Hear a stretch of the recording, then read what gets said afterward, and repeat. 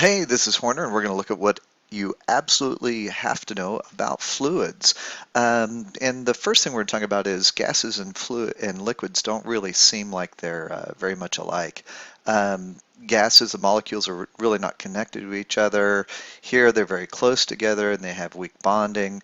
Um, Gases will expand to fill the volume of the container, and liquids have a definite volume and a defined surface.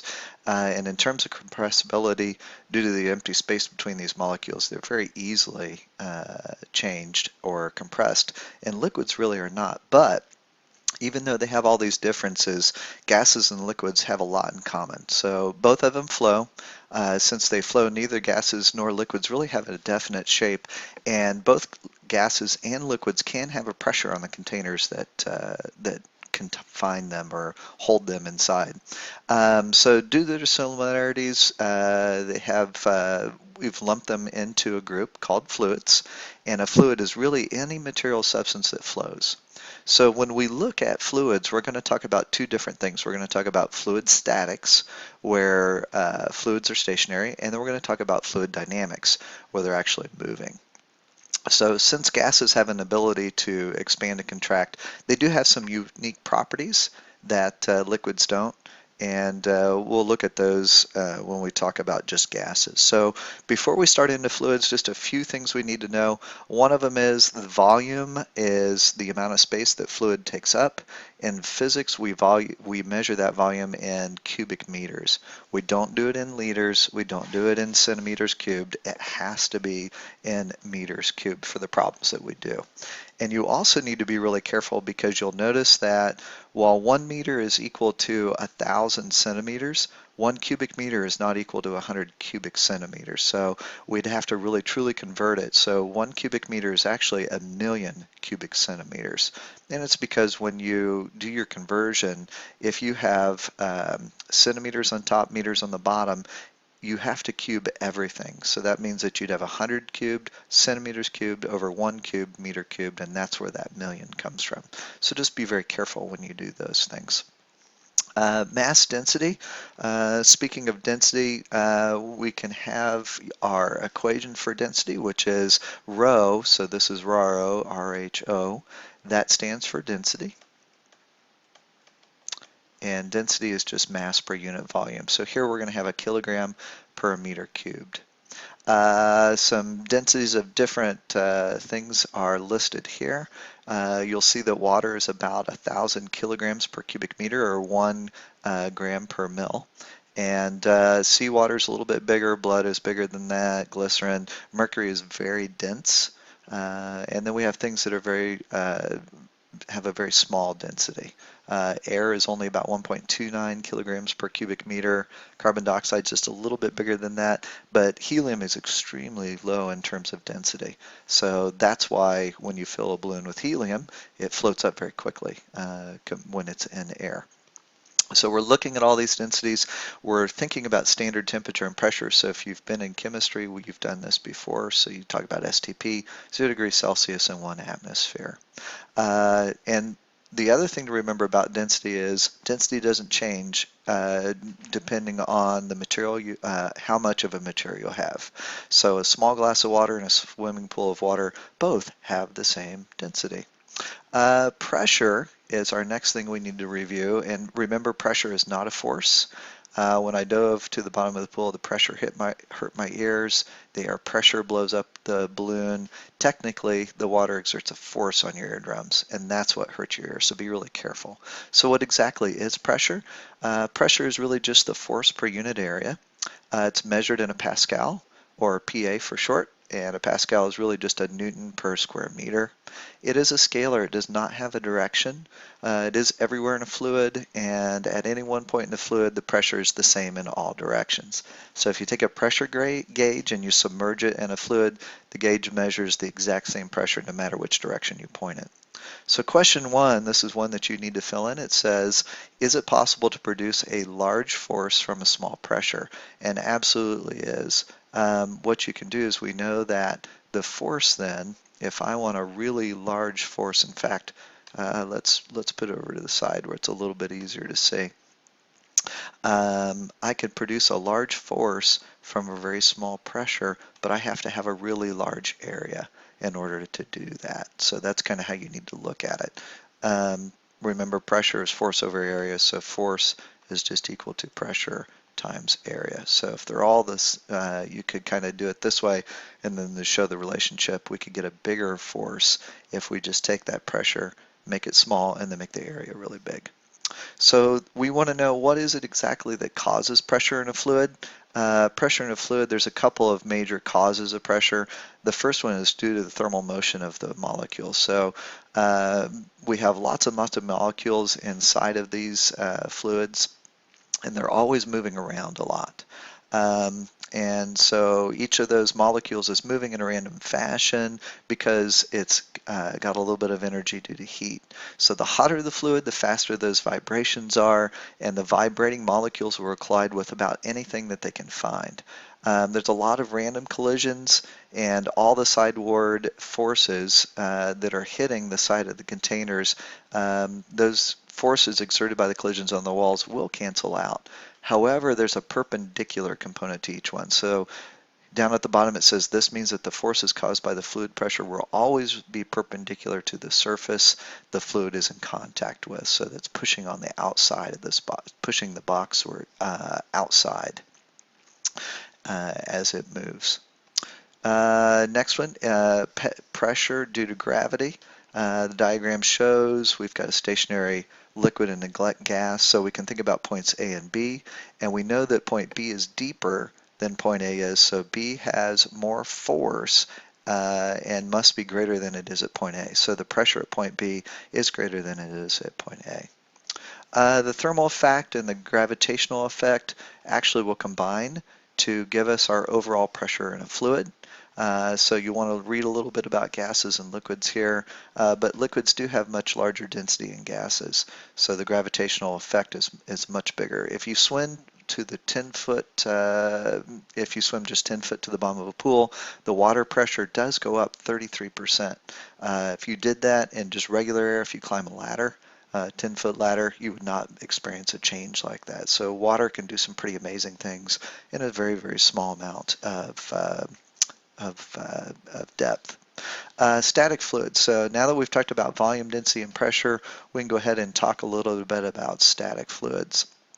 The gravitational effect on pressure is a little bit different. So in a gas, normally this effect is very small.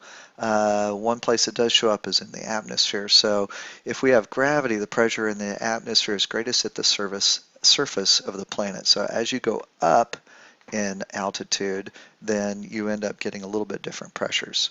So the pressure is really greater in Houston than it would be in Kathmandu, where you would be up a little bit higher.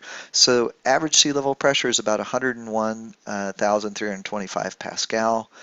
For simplicity, we're just going to say that is equal to 1 atmosphere. And we also can, instead of just using 101,325, we can round that down to about 100,000. That makes our math a little bit simpler. So to go on with this, one thing I want you to notice is there's a force from air pressure above. So we're going to call that atmospheric pressure times the area. So that'll give us our force on the top of the water. We have a liquid, so if we have a dashed line here, the liquid of density rho, the weight of that liquid above the dashed line is going to be mass times gravity, and we said mass is just density times volume, so it's rho VG. The force from liquid on the bottom pushing up on this dotted line, so kind of we've bisected or just kind of divided the water in two along a horizontal plane. To maintain equilibrium, that would have to be the pressure from below times the area. So we have pressure on top times area, pressure on the bottom times area, and then between we have the density times the volume times gravity. So we've got all three of those things. So how are they related?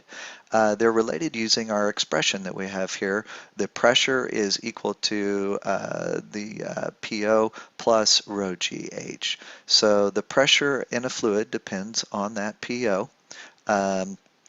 and that's how much pressure is being exerted on top of the liquid itself. So it's usually caused by the atmosphere on top of the liquid, but it could be caused by like a piston pushing down on it or anything else. Um, the surface area will cancel out our equation. So we're going to come over to this equation now, and we're going to use this equation in conjunction with the picture that we have. So we know that the sum of the forces should be equal to 0 because everything here is in equilibrium. It's not accelerating. On the very top, pushing down, is the atmospheric pressure times the area. So we're going to make that negative. We're going to say everything up is positive. So we're going to draw a line like this. We're going to say up is positive. If that's true, then the things that are positive is we have the force from the liquid upward to maintain equilibrium on the top part of this liquid. So there that is. And then we've got a couple things pushing down. One of them is the liquid on top pushing down on that line. So that's the rho Vg. And then we also have the atmospheric pressure times the area pushing down on that liquid. So all that's equal to 0. At this point, this gives us our equation, which is the pressure times the area is equal to the atmospheric pressure times area plus rho Vg.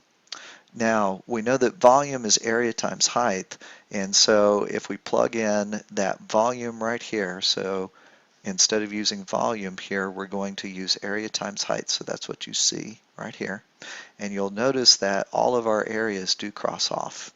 And when we're done, we end up with our equation. The pressure that we're looking for is equal to the atmospheric pressure plus rho GH. Or you'll see this equation more commonly as the pressure, measured pressure, is equal to the original pressure or the atmospheric pressure plus rho GH. Let's use this a little bit. We've got to go back here, and it says the surface area is canceled out, which is good. Only the depth contributes to the gravitational effect. So here we also have assumed that the liquid is incompressible. That means that it has the same density no matter how deep we are in the liquid. So let's use that. We've got 3 water towers here, and it says which water tower will produce the most pressure at the bottom. Which of the water towers should be give the most pressure at the bottom? And the answer to this one is the pressure will be the same at the bottom. Okay? And why is it the same? So remember, the pressure is really equal to rho GH. So they're all at the same height, and because they're all at the same height, they all have the same water in it, and gravity is the same for each one of these. It is the same. Why don't we see water towers built like C? So it's really because all 3 of the water towers will produce the same pressure on the bottom. However, this water tower on the right is very small. It has a very small amount of water on the inside. So when somebody flushes a toilet, it begins to empty, and that water level would fall very quickly. That decrease in water height will decrease the pressure on the bottom. And the 2 towers on the left are better designs because when you flush a toilet, you won't have as much water moving down, and you can refill this tank very quickly. Bad design, really good designs, and you typically see these 2 designs. Then the key here is to remember down at the bottom, the water pressure will be the same. So there's typically pipes that come out of here. There's some sort of gauge that allows the water through, and then this would distribute to all the different businesses and homes. So we really don't want letter C at all. The diagram that we have in the next part here shows a bent tube with liquid inside. The level of the liquid is higher on the left side than it is on the right side. Is this possible to happen for a static fluid? And so for this one, we're going to have to remember that no, it would not happen. Okay, since the fluid is deeper on the left, there will be a greater pressure on the bottom. So we're going to have a big pressure here, and we're going to have a little pressure here. And so the pressures won't cancel out, and that's bad. The fluid's not in equilibrium, so it can't stay static. So the fluid's actually going to flow from left to right until these 2 fluid level lines will be the same. The next thing that you see here, it says this diagram shows a large reservoir of water on the left connected to a small reservoir on the right. They want to know which location has a greater pressure, P1 or P2. So here, remember, the area doesn't matter. It's just the depth, and because the depths are the same, it is the same. It is the same. The pressure is the same along any horizontal line, so if you draw a horizontal line here or here, we know the pressure is the same. Horizontal lines higher in the fluid represent lower pressure, so this has got a lower pressure, and this one would have a higher pressure. And that is the end of page 4. And I think what we'll do here is we'll go ahead and stop and move on to the next video.